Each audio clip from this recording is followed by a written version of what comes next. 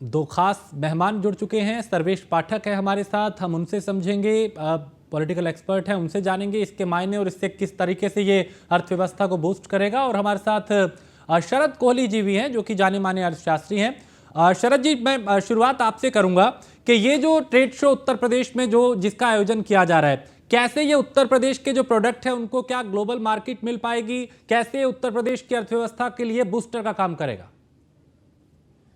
जी हाँ, देखिए, एक कहावत होती है मार्केटिंग में, इसको बोलते हैं जो दिखता है वो बिकता है। तो जब तक दुनिया को पता नहीं लगेगा, जब तक लोगों को पता नहीं लगेगा कि उत्तर प्रदेश में क्या चीज मशहूर है। उदाहरण मैं लेता हूं, बनारस का सिल्क साड़ियां फेमस हैं, मिर्जापुर के कारपेट फेमस हैं, मुरादाबाद का ब्रास का सामान, पीतल का सामान फेमस है, सहारनपुर का लकड़ी का सामान फेमस है, फिरोजाबाद का कांच का सामान फेमस है। अब जो लोग इर्द गिर्द रहते हैं उनको मालूम है, पर बाकी के देश में और विदेशों में लोगों को नहीं पता है। तो मैं समझता हूं उत्तर प्रदेश की आबादी इस समय 25 करोड़ है।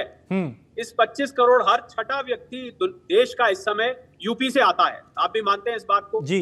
$1 ट्रिलियन की तरफ मुख्यमंत्री योगी जी ने टारगेट रखा है इसको पहुंचाने का। तो मुझे लग रहा है जब तक ट्रेड को, मैन्युफैक्चरिंग को, हस्तकला को, जो हुनर है यूपी में, जब तक उसको बढ़ावा नहीं मिलेगा तब तक ये लक्ष्य हासिल नहीं हो सकता। तो मुझे लग रहा है इस लक्ष्य को हासिल कराने के लिए इससे अच्छा तरीका नहीं हो सकता कि आप शोकेस करिए कि आपका कौन सा डिस्ट्रिक्ट कौन से प्रोडक्ट को बनाता है, किस डिस्ट्रिक्ट में क्या विशेषता है। और एक और कॉन्सेप्ट, मैं जरूरी बात आपको बताता हूं, एक कॉन्सेप्ट होता है जियो टैगिंग। मतलब जिस क्षेत्र से वो चीज आती है उसकी आजकल अंतरराष्ट्रीय स्तर पे जियो टैगिंग हो जाती है। अगर कोई ऐसा प्रोडक्ट है जो खाली वहीं बनाया जाता है तो इसकी जियो टैगिंग अगर एक दफे हो गई तो विश्व भर में इसका एक्सपोर्ट बढ़ेगा, इसकी लोकल सेल बढ़ेगी, इसका इस्तेमाल बढ़ेगा, उन कारीगरों का रोजगार और मिलेगा और उत्तर प्रदेश की इकोनॉमी बढ़ेगी। देखिए, बिजनेस करना, मैन्युफैक्चरिंग करना, यही केवल एक तरीका है विकास का। सरकार का एक काम है खर्च करना, सरकार खर्च कर रही है, हाईवेज बन रहे हैं, नए एयरपोर्ट्स बन रहे हैं, पोर्ट्स बन रहे हैं, रेलवे स्टेशन बन रहे हैं। पर जो आम बिजनेस है, असल में जो ग्रोथ का इंजन है वो है कि लोग, जीडीपी लोगों से मिलकर बनती है। तो मुझे लग रहा है ये वन प्रोडक्ट जो योजना है कि एक डिस्ट्रिक्ट को एक प्रोडक्ट के लिए मशहूर करिए और उसको ना केवल देश में बल्कि विदेशों में मशहूर करिए, जिससे कि दुनिया भर के लोग वहां आके उस व्यापार को बढ़ावा दे, रोजगार बढ़े।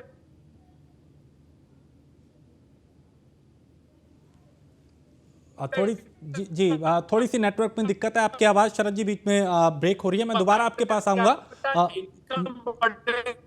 हाँ सर, मैं दोबारा आपके पास आता हूँ, थोड़ी सी ऑडियो में दिक्कत है। सर्वेश, कैसे ये उत्तर प्रदेश की अर्थव्यवस्था के लिए बेहतर होगा? क्योंकि ओडीओपी की अगर हम बात करें, वन डिस्ट्रिक्ट वन प्रोडक्ट जो है, उसको यहाँ से एक वैश्विक पहचान मिलेगी। देखिए राजेश जी, आपने सही कहा कि ओडीओपी जो है उसको वैश्विक पहचान दिलाने के लिए आखिर क्या किया जाता है। आप केवल एडवर्टीजमेंट का सहारा लेके बहुत कुछ हासिल नहीं कर सकते हो। जब या तो इस तरीके के ट्रेड शो आप यूपी में करें, भारत के और भी किसी राज्यों में हो रहे हो जो कि इंटरनेशनल हो रहे हो, वहां पे जाके यूपी के जो कारीगर है, जिसकी जो भी कलाकृति है या जिस स्टेट के डिस्ट्रिक्ट का जो भी प्रोडक्ट है वो वहां पे पार्टिसिपेट करे, तब जाके लोग जानते हैं। इवन आपको पता होगा कि भारत के बहुत सारे दूसरे राज्यों के लोग भी नहीं जान रहे होंगे कि यूपी का जो ओडीओपी आया है तो किस डिस्ट्रिक्ट का कौन सा प्रोडक्ट कितना महत्वपूर्ण है और कितना अच्छा है। आप अंदाजा लगा सकते हैं कि यूपी शुरू से, अगर आप देखें, फिरोजाबाद तो कांच के लिए प्रसिद्ध था, मुरादाबाद पीतल के वर्क के लिए, पीतल के बर्तनों के लिए प्रसिद्ध है। उसी तरह जिस तरीके से माननीय योगी जी ने ये लक्ष्य निर्धारित किया है कि 2027 तक यूपी की जो इकोनॉमी है उसको भारत के जो इकोनॉमी में इजाफा करके $1 ट्रिलियन का योगदान दिया जाएगा, तो आखिर ये कैसे बढ़ेगा? और एक तरफ हम अपने यहाँ के जो बुनकर हैं, जो उनको काम को आगे बढ़ाने के लिए सरकार नए नए पॉलिसीज लेके आती है।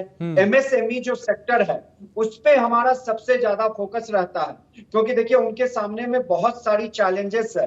अगर सरकार उनको एक अच्छा मार्केट प्रोवाइड नहीं करवाएगी तो वो जो इंडस्ट्री है वो मृत प्राय हो जाती है।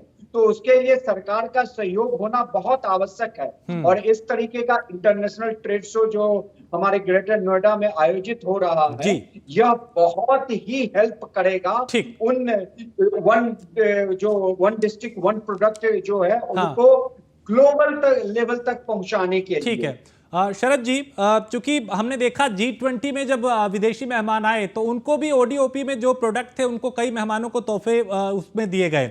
अभी ये ट्रेड शो जो है, तो क्या ODOP को वैश्विक पटल पे एक नई पहचान इसके जरिए मिलेगी? बिल्कुल मिलेगी। देखिए, मैंने आपको शुरू में कहा कि मार्केटिंग में एक फंडामेंटल होता है, जो दिखता है जब तक दिखे, जो दिखता है वो बिकता है। जब तक यहाँ जो छुपी हुई प्रतिभाएं हैं हमारे अलग अलग डिस्ट्रिक्ट्स में, जो है,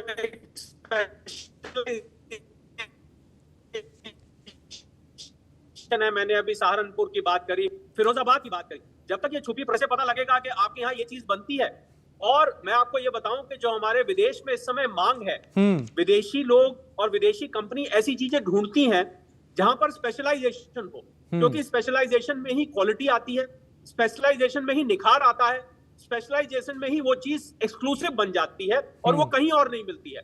तो मुझे लगता है ये ODOP खासकर विदेशी मेहमानों को विदेशी मार्केट में ये बहुत ज्यादा अट्रैक्ट करेगा अपनी तरफ, क्योंकि ये एक स्पेशलाइज्ड चीज है। और वो जाके बड़े शौक से बताते हैं वहां के कि ये खाली इंडिया में एक जगह है, उत्तर प्रदेश, उसमें एक डिस्ट्रिक्ट है फैजाबाद, फिरोजाबाद या मिर्जापुर या बनारस, ये खाली वहीं मिलता है। मुझे लगता है ये मार्केट बढ़ाने का इससे अच्छा तरीका नहीं है, क्योंकि मैं विदेशी मार्केट को जानता हूं, वो लोग ऐसे ही सामान के तलाश में रहते हैं, ऐसी क्वालिटी, ऐसी स्पेशलाइज्ड चीजों की तलाश में रहते हैं। मैं समझता हूं बहुत अच्छी पहल है, और इससे न केवल भारतीय, और आप हैरान होंगे सुन के कि भारत के अन्य राज्यों में आज तक अन्य राज्य के लोगों को भी नहीं पता कि बनारस में क्या बनता है, मुरादाबाद में क्या बनता है, सहारनपुर में क्या बनता है, बहुत सारे लोगों को नहीं मालूम है। तो भारत में मार्केट पहले बनेगी, जिसको हम वोकल फॉर लोकल कहते हैं, उसके बाद विदेशों में इसकी मार्केट अपने आप बढ़ने लग जाए।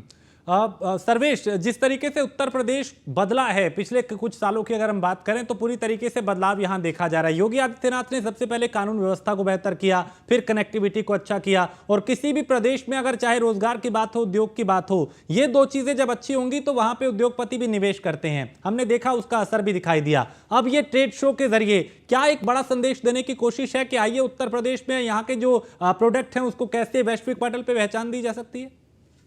राजेश जी, आपने सही बोला। देखिए, कहीं भी इंडस्ट्री वहां पे स्थापित करने के लिए सबसे पहले जो मूलभूत सुविधाएं होती है, बुनियादी सुविधाएं, जिसमें सबसे पहली होती है कि कानून व्यवस्था चुस्त और दुरुस्त हो, दूसरी होती है कि इंफ्रास्ट्रक्चर डेवलपमेंट हो, कनेक्टिविटी का सबसे बड़ा योगदान रहता है।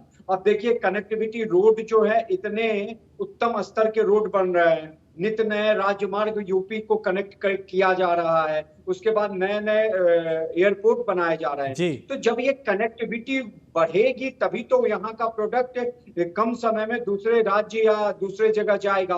और ये सब जो घटक है, कारक है, ये इंडस्ट्री को जो कहते हैं आकर्षित करते हैं। जो इंडस्ट्रियलिस्ट होते हैं इन सभी चीजों को देखते हैं। मार्केट का वो एक अलग उसमें घटक होता है, लेकिन सबसे पहला घटक जो है वो है कि इंफ्रास्ट्रक्चर कैसा है वहां का, लॉ एंड ऑर्डर क्या है, सरकार का रवैया कैसा है। तो इन सब मामलों में योगी जी बहुत आगे निकल चुके हैं। अब यहाँ पे आपने देखा था कि 2023 में ही यूपी में वो ये भी किया गया था, इन्वेस्टर समिट भी किया गया था, और ये भी बड़े पैमाने पे किया गया था, और उसमें भी हजारों हजार इन्वेस्टर बाहर से आए थे, लाखों करोड़ों के निवेश के लिए MOU साइन किया गया था। अब जब वो MOU साइन हुआ है तो उसको क्रियान्वयन किया जाएगा, क्योंकि बहुत सारे ऐसे जो इन्वेस्टर समिट होता है उसमें MOU तो साइन हो जाते हैं, लेकिन वो पेपर पे ही रहते हैं। दूसरी बात, राजेश जी 10 सेकंड और, अभी जो हमारा G20 का आपने जिक्र किया था, उसमें गिफ्ट दिया गया जो मेहमानों का, उसमें महोबा के कुल पहाड़ के एक शिल्पकार है मनमोहन सैनी जी, उन्होंने 50 गिफ्ट बनाया जो कमल की आकृति का, कमल के पुष्प का, जिसपे कि जो हमारा G20 का वो भी था, लोगो भी था, और वो गिफ्ट दिया गया। तो आप अंदाजा लगाइए कि वो गिफ्ट उन मेहमानों और राष्ट्राध्यक्षों को दिया गया, तो क्या जब वहां जाएंगे तो उनके जो भी और लोग होंगे, बिल्कुल उनको एक नई पहचान जरूर यहाँ पे मिलेगी। चलिए, बहुत शुक्रिया सर्वेश और शरद जी, बहुत शुक्रिया हमारे